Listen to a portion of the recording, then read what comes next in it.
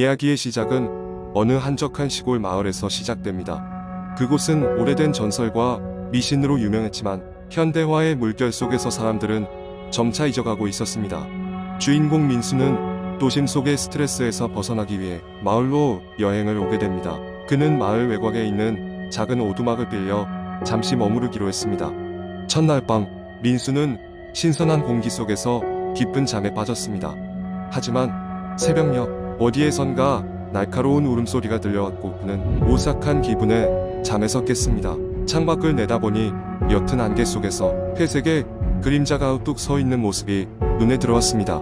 민수는 눈을 비볐지만 그 형체는 곧 사라졌습니다. 피곤해서 잘못 본 거겠지 라며 그는 다시 잠이 들었습니다. 다음 날 민수는 마을 사람들과 이야기를 나누다 어젯밤의 일을 떠올렸습니다. 그는 그 그림자에 대해 묻자 마을 사람들은 서로 눈치만 보며 입을 다물었습니다. 다만 한 할머니가 민수를 조용히 불러 세웠습니다. 젊은이, 함부로 돌아다니지 말게. 특히 밤에는 더 조심하고. 호기심 많은 민수는 이 경고를 무시하고 그날 밤에도 밖을 돌아다녔습니다. 기묘한 것은 그가 걸을 때마다 발걸음 소리가 하나 더 들린다는 것이었습니다. 그는 뒤를 돌아보았지만 아무것도 보이지 않았습니다. 소름이 돋았지만 이를 무시하고 오두막으로 돌아왔습니다. 며칠 뒤 민수는 오두막 뒤편에 있는 낡은 묘지를 발견했습니다. 그곳에는 유난히 오래되어 보이는 묘비 하나가 있었습니다. 이상하게도 그 묘비에는 이름 대신 여기 누워있는 자에게로 다가가지 말라는 문구가 있었습니다. 민수는 그것을 보고 이상한 기운을 느꼈지만 무심코 사진을 찍었습니다. 그날 밤 민수는 다시 날카로운 울음소리에 잠에서 깨게 되었습니다. 그리고 열어두었던 창문이 흔들리며 열리더니 차가운 바람이 방 안으로 휘몰아쳤습니다. 그는 급히 창문을 닫고 등을 돌리는 듯 방 안에 자신 외에 누군가가 있다는 느낌을 받았습니다. 불을 켜보니 아무도 없었지만 자신의 그림자 옆에 또 하나의 그림자가 생겼다가 사라지는 것을 보았습니다. 민수는 더 이상 홀로 있는 것을 견딜 수 없었고 즉시 마을로 내려갔습니다. 다음 날 그는 마을에서 가장 오래 살았다는 노인에게 이 일을 상담했습니다. 노인은 심각한 표정으로 말했습니다. 그것은 이 마을에서 오래전부터 전해 내려오는 비극과 관련이 있네. 저주받은 자는 자신이 외로움을 느낄 때마다 사람들의 그림자를 탐하려 하지. 떠날 준비를 하게. 이야기를 들은 민수는 즉시 서울로 돌아가기로 결심했습니다. 그러나 마을을 떠나려는 순간 민수는 자신의 그림자가 끊임없이 자신을 쫓고 있음을 느꼈습니다. 버스에 올라탄 후에도 그림자는 사라지지 않았습니다. 그는 서울로 돌아와 집에 도착했지만 그 순간조차 그는 그림자가 그를 쫓고 있다는 사실에 공포에 질렸습니다. 몇 주 후 그의 친구가 민수의 집에 들리게 되었고 텅 빈 방에서 그가 남긴 일기를 발견했습니다. 거기에는 두려움과 불안에 관한 기록이 가득했고 마지막 페이지에는 이렇게 적혀 있었습니다. 그림자가 내 안으로 들어왔다. 그리고 영원히 내 것이 되었다. 이후 민수는 행방불명되었고 아무도 그의 실종을 설명할 수 없었습니다. 그러나 그가 언제나 그랬듯이 웃으며 찍은 마지막 사진 옆에는 또 하나의 그림자가 자리하고 있었습니다. 그리고 마을의 전설은 여전히 이어지고 있다는 소문만이 그 지역 SNS에 회자될 뿐이었습니다. 두 번째 이야기는 한 산골 마을에 살고 있는 평범한 대학생 수민의 경험담이다.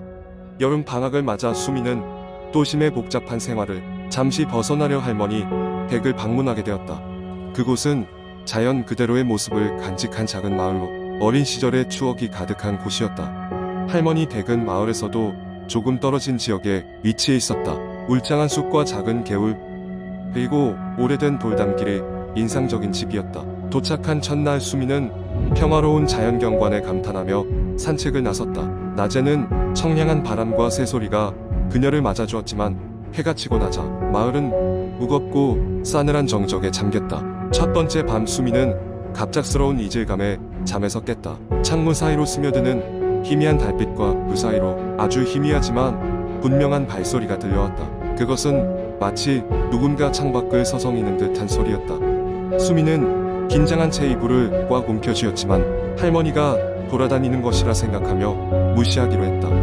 하지만 다음날 밤에도 같은 시간에 그 발소리는 다시 들려왔다. 그 소리는 점점 가까워지며 창문 아래서 멈췄다. 이번에는 소름 끼치는 기분에 사로잡혀 용기를 내어 창문을 슬쩍 열어보았다. 아무것도 보이지 않았다. 그저 고요한 밤의 정경과 바람에 흔들리는 나뭇가지들만 있었다. 수미는 이상하다고 생각하면서도 이번에도 자기 자신을 안심시켰다. 그러나 세 번째 밤 그녀는 더욱 또렷하게 발소리를 들을 수 있었다. 그것은 한 사람의 것이 아니라 마치 여러 사람들이 무거운 발걸음으로 옮기는 듯한 소리였고, 창문 아래뿐만 아니라 문 앞까지도 왔다 갔다 하는 것이었다. 더 이상 참을 수 없었던 수미는 할머니를 깨워 이 상황을 설명했다. 할머니는 잠시 잠잠하더니 깊은 한숨과 함께 옛날 이야기를 꺼내놓았다. 이 마을의 전설에 따르면 오랫동안 이 지역을 지키던 수호신 같은 존재가 있었다고 한다. 그 존재는 마을 사람들을 보호하고 돌봐주었지만 사람들은 그 신령에게 감사를 게을리 하게 되었다. 결국 신령은 마을을 떠났고 이후로 정체를 알 수 없는 밤에 손님이 찾아오곤 했다고 한다. 할머니는 옛날에는 정성껏 밥상도 차리고 정화수를 넣어놓고는 했지. 그럼 그분도 편히 계시다가 가셨어 라고 말씀하셨다. 수미는 할머니와 함께 정화수를 넣어놓고 작은 제사를 올리기로 했다. 그 후 신기하게도 발소리는 더 이상 들리지 않았다. 여름 방학이 끝나갈 무렵 수미는 도시로 돌아가기 전 마지막 밤을 보내고 있었다. 그날 밤 그녀는 깨어있던 상태로 평화롭고 조용한 마을의 깊은 어둠을 즐기고 있었다. 그러다 정말로 실례일지 모르지만 작은 소리가 들려왔다. 이번에는 두려움보다는 애틋한 마음으로 창문을 열었고 그녀는 펜이 흔들리며 물결치는 고요한 계곡 아래로 사라지는 그림자를 볼 수 있었다. 마치 자신이 잘 지내고 있다는 마지막 인사처럼 수미는 생각했다. 그 신비한 존재는 마을 사람들에게 여전히 관심을 두고 있는 게 아닐까 하고, 그녀는 그 여름 방학 동안 겪은 미스터리한 사건을 오래도록 잊지 못할 것이다. 언젠가 다시 마을을 찾겠다는 다짐과 함께 도시로 돌아간 수미는 그날부터 어디선가 느껴지는 안도감에 감사해 있었다. 이 경험은 그녀에게 인터넷의 수많은 공포 이야기가 때론 믿기 힘든, 그러나 종종 의미 있는 교훈을 담고 있다는 것을 일깨워준 계기가 되었다. 세 번째 이야기. 어느 작은 시골 마을에 사는 대학생 지수는 방학을 맞이하여 부모님께서 운영하는 민박집을 도와드리기로 했다. 그 민박집은 마을에서 조금 떨어진 외딴 언덕 위에 자리 잡고 있었는데 근처에는 오래된 숲이 있었다. 그 숲은 마을 사람들 사이에서 기이한 이야기들이 떠도는 곳이었다. 밤이 깊어지면 들려오는 이상한 울음소리와 희미하게 보이는 사람의 형상이 목격되곤 했던 것이다. 지수는 이런 이야기들을 그저 흥미로운 전설 정도로만 여겼다. 첫 손님을 맞이하던 날 지수는 2층 방으로 안내했다. 2층 방은 가장 전망 좋은 방이었지만 이상하게도 손님들은 대부분 하룻밤을 보내고 나면 다른 방으로 옮기거나 이튿날 떠나곤 했다. 그날의 손님은 중년의 부부였다. 그들은 오랫동안 함께 여행을 다니며 사진을 찍는 것을 취미로 삼고 있었다. 방금 그 방에서 사진 몇 장 찍어도 괜찮겠어요? 그들이 물었을 때 지수는 흔쾌히 허락했다. 방에서 내려온 부부는 이상하리만큼 어두운 표정으로 지수에게 다가왔다. 혹시 이 방에서 무슨 일이 있었나요? 너무 어색한 기운이 느껴졌어요. 부부의 질문에 지수는 머쓱하게 웃으며 마을의 전설을 이야기했다. 그 이야기를 들은 부부는 흥미로워하며 오늘 밤은 그 방에서 지내겠다고 했다. 그러나 그날 밤 지수는 이상한 소리에 잠에서 깼다. 저 아래층에서 누군가가 울고 있었다. 조심스럽게 아래층으로 내려가 보니 부부 중 아내가 홀로 의자에 앉아 흐느끼고 있었다. 무슨 일이세요? 지수가 깜짝 놀라 물었다. 아내는 떨리는 목소리로 말했다. 그이가 이상한데 끌려가고 있어요. 꿈이었겠지만 너무 선명해서 그녀는 말을 잇지 못했다. 지수는 그녀를 달래가며 무서운 꿈이었을 뿐이라고 안심시켰다. 그 다음날 아침 부부는 급히 짐을 싸서 떠났다. 그날 밤 지수는 그들이 찍었던 사진을 정리하다가 이상한 것을 발견했다. 방의 벽 한쪽 구석에 인간의 형상이 찍혀 있었던 것이다. 흐릿한 검은 형상이 벽에 붙어 서서 카메라를 응시하는 듯했다. 지수는 사진을 다시 살펴봤다. 그리고 연달아 터져나오는 플래시 빛 속에서도 그 형상은 여전히 그곳에 존재했다. 거기서 하지 말았어야 하는 건가? 지수는 자기도 모르게 중얼거렸다. 며칠 뒤 민박집에는 새로운 손님들이 들이닥쳤다. 이번에는 몇 명의 젊은 여성들이었고 그중 리더 격인 소영은 배짱이 두둑해 보였다. 첫날 밤 그들은 방에서 귀신이 나타난다는 익살스러운 추측과 함께 장난을 쳤다. 그러나 그 와중에도 지수는 계속해서 그 형상이 머릿속에서 떠나지 않았다. 그리고 그날 밤 지수는 또다시 잠에서 깼다. 이번엔 바람 소리가 유난히 크게 들렸다. 다시 소리가 나는 곳으로 내려가 보니 소영이 문 앞에 서 있었다. 저기, 방금 우리 중 한 명이 어디론가 나갔어요. 괜찮은 걸까요?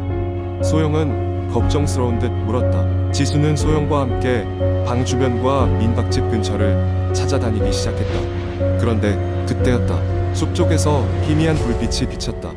그쪽을 향해 다가가던 지수와 소영은 그만 놀라 소리를 지르고 말았다. 그곳에는 중년 남자의 형상이 있었다. 지수는 즉각 눈치챘다. 바로 며칠 전 그 민박집에 머물렀던 손님의 남편이었다. 그는 멀뚱하게 무언가에 홀린 듯 혼잣말을 하고 있었다. 여기 다시 돌아오지 않을 수가 없었어. 그 하얀 여자가 불렀어. 지수와 소영은 급히 그를 집 안으로 끌고 들어왔다. 정신을 차린 그는 자신이 도대체 어떻게 이곳에 왔는지 전혀 기억하지 못했다.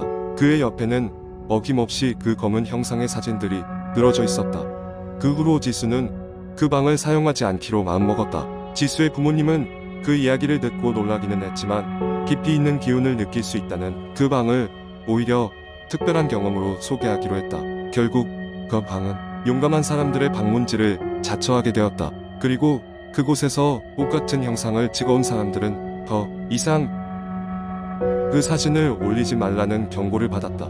형상을 찍은 모든 사람은 어느덧 그 마을 어딘가에서 공허한 밤을 보내고 있었기 때문이었다. 시간이 흐른 지금도 그 민박집은 변함없이 그 자리에서 사람들을 맞이하고 있다.